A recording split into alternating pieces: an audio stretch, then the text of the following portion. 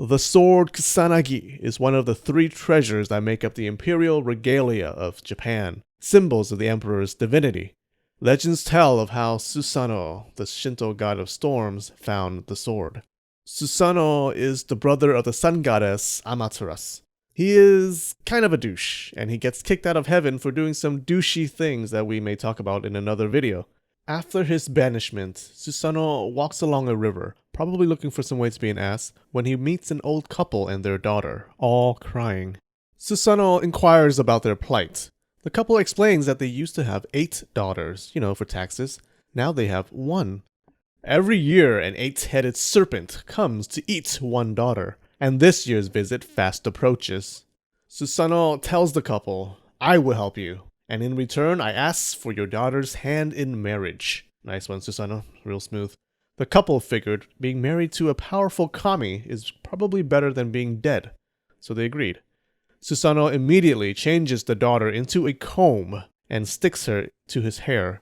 That way she can be part of the action too, or at least watch him do stuff. He tells the old couple, "Old couple, I have a plan. Make a fence with 8 gates, and behind each gate, place a large vat of sake."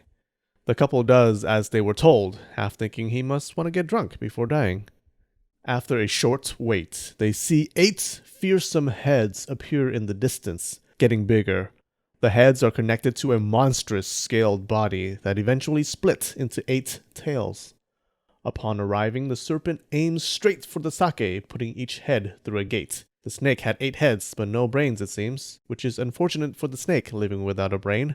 After its sake binge, each head falls asleep, drunk and satisfied.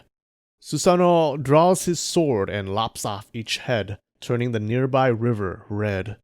Just to make sure, he also starts cutting the tails. But when he attempts to slice off one of the tails, his blade breaks. Confused, he looks within the snake's tail and finds a glistening great sword. Pleasantly surprised, he names it which translates to the heavenly sword of gathering clouds. Susanoo gifts this sword to his sister, the sun goddess, and ends the sibling rivalry as well as his exile from heaven. Later, when Amaterasu sends her grandson to pacify Japan, she gives him 3 things: a mirror, a jewel, and the sword that she received from her brother. These 3 treasures would later become Japan's imperial regalia, and were said to be passed down to Emperor Jimmu, the mythical first emperor. These sacred treasures supposedly still exist today and serve as proof that the emperor descended from the sun goddess.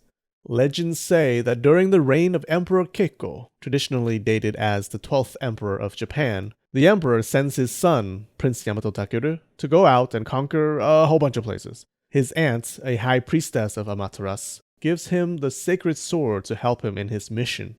During his travels, a warlord lures Yamato Takeru to an open field, then sets fire to the field hoping to trap him.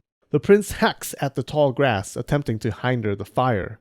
A gust picks up at each swing. He realizes that the sword allows him to control the wind.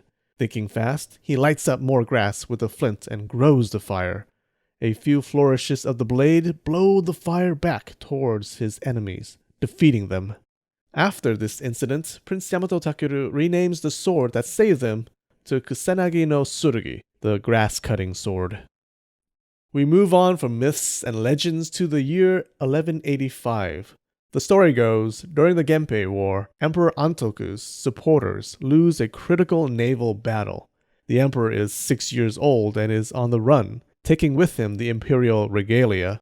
Rather than let him get captured, the emperor's grandmother forces him and his servants to jump into the waters and orders the imperial treasures tossed overboard. Grandmother and emperor perish under the depths, but the mirror was saved before a servant could get rid of it. The jewel did sink beneath the waves, but was later recovered. As for the sword, it either falls in and is never found, or is found washed ashore, depending on which version of the story you believe. Honestly, the latter seems unlikely because metal swords sink. They don't float to shore.